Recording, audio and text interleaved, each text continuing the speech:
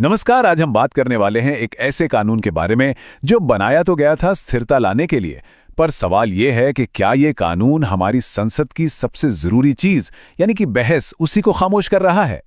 तो चलिए सबसे पहले एक बहुत ही बेसिक, एक बुनियादी सवाल से शुरू करते हैं। आखिर एक सांसद मतलब एक मेंबर ऑफ पार्लियामेंट, उसका असली रोल है क्या? और यहीं पर देखिए असली कश्मकश शुरू होती है।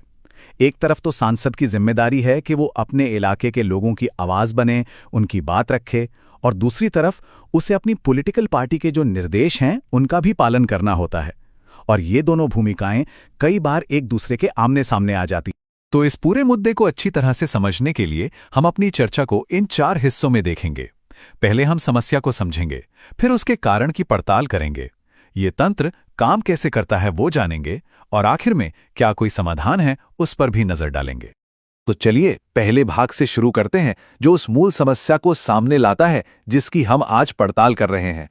देखिए, अगर हम आदर्श स्थिति की बात करें तो हमारा संसदीय लोकतंत्र एक ऐसी जगह है जहां देश के सबसे जरूरी मुद्दों पर बहुत गहरी और मतलब की बहस होती है। ये वो जगह है जहां सरकार से सवाल किए जाते हैं और नीतियों को हर एंगल से परखा जाता है।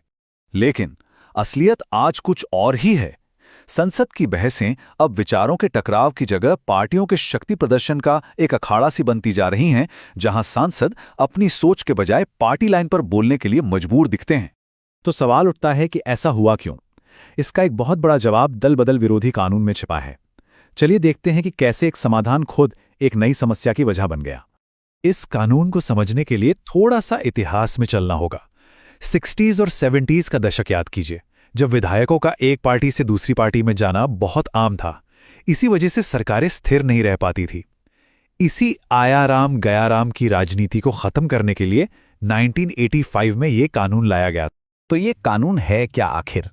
बिल्कुल सरल शब्दों में ये कानून कहता है कि अगर कोई सांसद या विधायक अपनी पार्टी छोड़ दे या फिर सदन में अपनी पार्टी के निर्देश के खिलाफ वोट करे तो उसकी सदस्यता ही रद्द हो जाएगी। इस कानून का एक दोहरा चरित्र है जो बहुत दिलचस्प है। मतलब देखिए, इरादा तो बहुत अच्छा था कि सरकारें स्थिर रहें, स्टेबल रहें, पर हुआ क्या? इसका जो साइड इफेक्ट हुआ वो ये कि एमपीज की अपनी आवाज ही कहीं खो गई। वो अपनी ही पार्टी के, कह सकते हैं, एक तरह के कैदी बनकर रह गए। ये बात इसे बिल्कुल सही तरीके से समझाती है। ये कानून एक कड़वी दवा जैसा था जिसने बीमारी तो ठीक कर दी, पर मरीज की आवाज ही चली गई। तो अब अगले हिस्से पर आते हैं और ये समझते हैं कि आखिर ये होता कैसे है। पार्टी अपने सांसदों को कंट्रोल करने के लिए ऐसा कौन सा टूल इस्तेमाल करती है? जवाब है व्हिप। ये पार्टी व्हिप एक तरह का फॉर्मल ऑर्डर होता है जो पार्टी अपने सभी सांसदों को जारी करती है।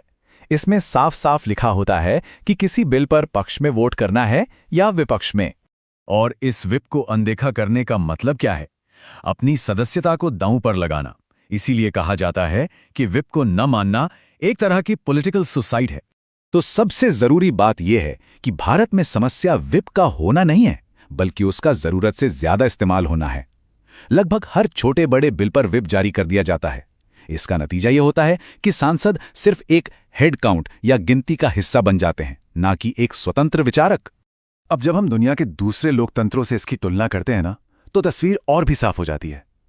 मिसाल के तौर पर यूके को ले लीजिए। वहां व्हिप सिर्फ बहुत ही जरूरी मुद्दों पर इस्तेमाल होता है और सांसद तो अपनी सरकार की खुलकर आलोचना करते हैं। अमेरिका में भी पार्टी का प्रेशर होता है, बिल्कुल होता है, लेकिन वहां भी मेंबर्स अक्सर पार्टी लाइन के खिलाफ वोट कर देते हैं। और भारत में यहां तो व्हिप की अवहेलना का मतलब सीधा सीधा डिस्क्वालिफिकेशन, सदस्यता ही खत्म। देखिए कितना बड़ा फर्क है।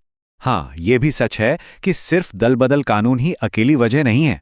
आजकल की जो तीखी राजनीतिक खेमेबाजी है, जटिल कानूनों पर जानकारी की कमी और संसदीय समितियों को नजरअंदाज करना, ये सब भी ऐसे कारण हैं जो संसद में बहस के स्तर को कमजोर करते हैं। तो अब सबसे बड़ा सवाल ये है कि किया क्या जाए?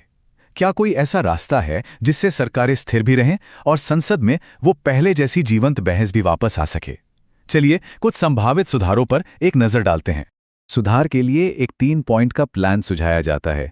पहला, व्हिप का इस्तेमाल सिर्फ उन मामलों में हो जहां सरकार के बने रहने का सवाल है, जैसे कि नो कॉन्फिडेंस मोशन। दूसरा, किसी सांसद को डिस्क्वालीफाई करने का फैसला स्पीकर के बजाय इलेक्शन कमीशन की सलाह पर राष्ट्रपति करें ताकि ये प्रक्रिया निष्पक्ष रहे। और तीसरा, हर बड़े बिल को जांच के लिए संसदीय समिति के पास भेजना अनिवार्य किया जाए, जहां असली और गहरी बहस होती है। इसी के साथ वोट ऑफ कॉन्शियंस यानी अंतरात्मा की आवाज पर वोट देने के कॉन्सेप्ट को भी अपनाना होगा। इसका मतलब ये है कि अगर कोई सांसद पार्टी लाइन से सहमत नहीं है तो उसे अपनी सोच के हिसाब से वोट करने का हक हो और उसकी संसद सदस्यता ना जाए। इन सभी सुधारों का मकसद एक ही है, संवैधानिक नैतिकता को मजबूत करना। मतलब ये कि पक्का करना कि एक सांसद सिर्फ अपनी पार्टी का सिपाही बनकर ना रह जाए, बल्कि वो सच में जनता का प्रतिनिधि बनकर काम करे। हमें एक ऐसे नए बैलेंस को खोजना होगा जहां स्थिरता भी हो और आज़ादी भी, जहां सांसद पार्टी के सिपाही होने की मजबूरी से निकलकर जनता के सच्चे प्रतिनिधि बन सकें। और आखिर में ये एक सवाल है जो सोचने पर मजबूर करता है, कोई भी लोकतंत्र आगे कैसे बढ़ सकता है अगर वो जगह ही खामोश हो जाए जिसे बनाया ही बहस और विचार विमर्श के लिए गया था।